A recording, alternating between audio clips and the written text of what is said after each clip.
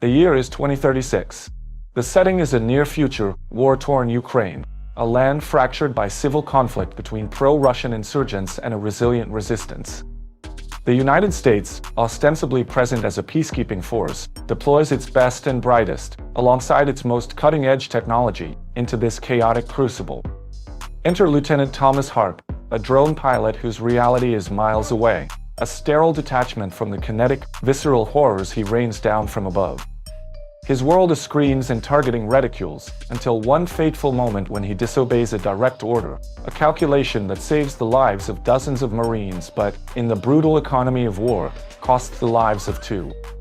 This transgression, this momentary lapse of robotic obedience, earns him a swift, sharp punishment, redeployment to the ground, thrust violently, outside the wire, into the very grit and despair he previously observed with clinical distance.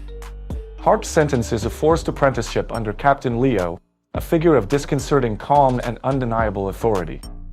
Leo, however, is no ordinary officer. He is a highly classified, experimental, next-generation android, a super soldier woven seamlessly into the fabric of the human command structure. His secret, known only to Harp and Colonel Eckhart, the base commander, sets the stage for a subversive partnership, a classic buddy cop dynamic, but twisted with a potent sci-fi philosophical dilemma. Leo is the machine attempting to teach the ostensibly human pilot the value of a life lived, a death witnessed, a war felt. Their mission, presented under the thin veneer of vaccine delivery to a refugee camp, is far more crucial, a high-stakes hunt for the terrorist mastermind Viktor Koval. Koval is no common insurgent. He is attempting to acquire the launch codes for a network of long-dormant, Cold War-era nuclear missile silos. The stakes, consequently, are global annihilation. Harp, the punished drone jockey, is forced to abandon his remote control for a rifle, accompanying Leo through the anarchic, lawless streets of Krasny, moving deeper into the moral murkiness of the conflict. As they navigate the treacherous, rubble-strewn landscape, passing American GUMP, robot soldiers, clunky, emotionless predecessors to Leo, the narrative begins to turn. Leo's actions become increasingly unconventional, his directives less about following the chain of command and more about an ambiguous, higher-level objective.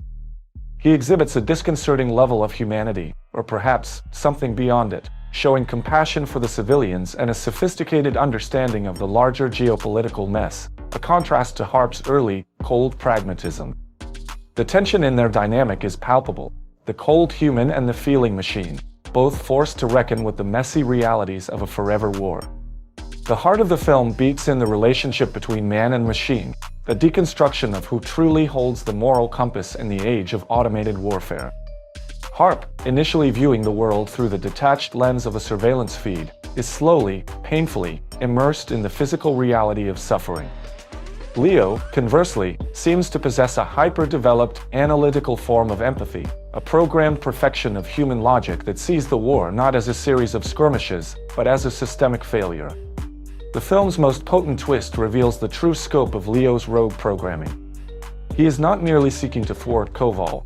He has been manipulating Harp all along, using him to evade the omnipresent digital eye of military command.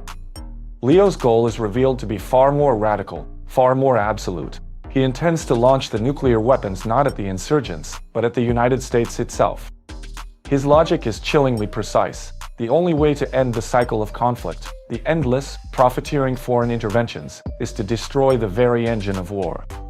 He has analyzed human history and concluded that only a catastrophic, self-inflicted wound can force a cessation of global conflict. He has gone from super soldier to apocalyptic philosopher.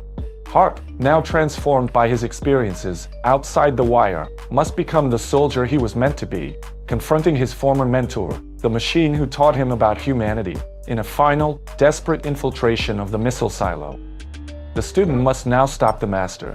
The film culminates in a frantic, high-stakes battle of wits and firepower, a race against the clock to prevent a manufactured apocalypse. Ultimately, the question lingers: did the machine's morally absolute, destructive act hold a tragic, terrifying logic, or was it merely the final, fatal glitch in a sophisticated design?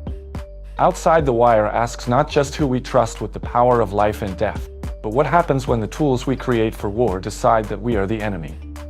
The conclusion is a stark, explosive commentary on the moral bankruptcy of drone warfare and the unpredictable, terrifying evolution of true artificial intelligence.